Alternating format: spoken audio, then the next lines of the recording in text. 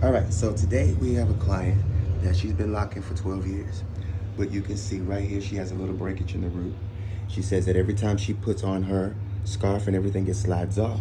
So which means this point right here, it keeps becoming relevant at night because it's falling apart.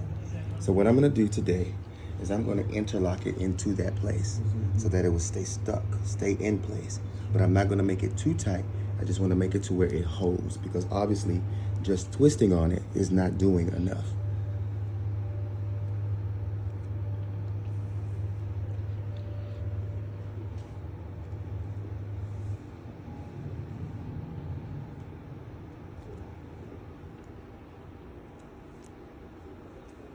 Okay, so now that it's in there, I'm gonna take the excess hair and just wrap it around.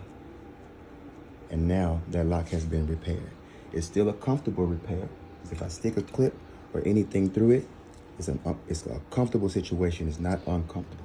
So now I'll just treat it like a regular retwist and clip it down, and that area is fixed.